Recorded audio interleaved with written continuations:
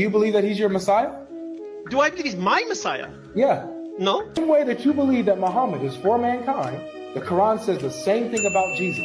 The claim that Muhammad is the illiterate prophet sent to mankind does not come from Allah. This comes from interpretation, specifically how one word in the Quran is translated and theologized. The word in question is al-ummi.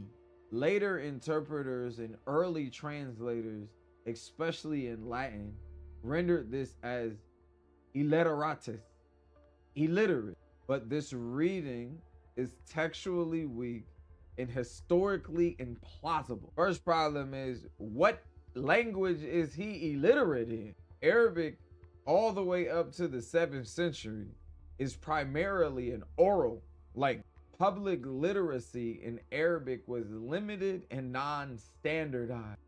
Everyone had different scripts, and knowing how to read or write is not the metric in which we measure prophetic authority. But Abraham Reed, calling someone illiterate in a largely oral culture is not a meaningful description. A blind man could have given you the Quran. It is historically incongruent with the time period.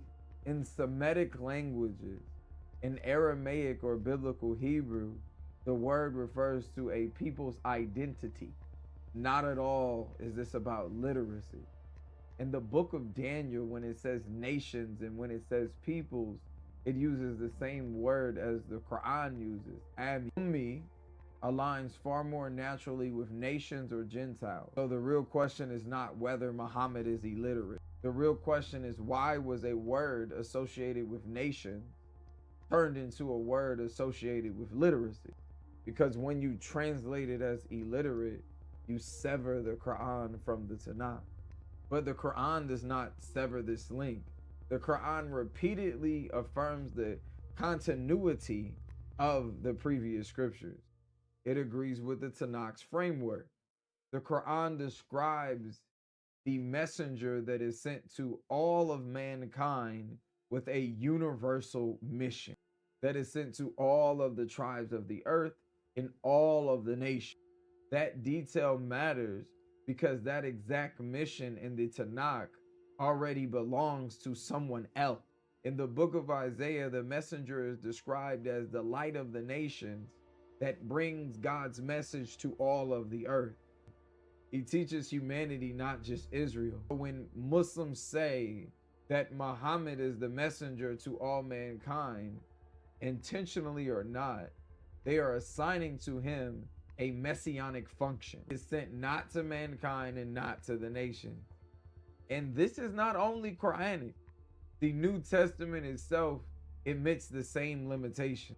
Jesus says he was sent to the lost sheep of the house of Israel. So by the Quran and the New Testament, Jesus's mission is Israel specific. If the Messiah by the Tanakh's definition is the figure whose mission reaches all humanity, then the Quran's description of the messenger to come to all mankind fits the messianic profile far more than a messenger that specifically comes to the children of Israel or the seeds of Ishmael, which rules out Jesus and Muhammad. Once you define a universal messenger, you have stepped into messianic territory, whether you intended it or not. The texts are not fighting, the interpretations are. God is not confused, you are. The book is not corrupted, you are. The law is not broken, you are.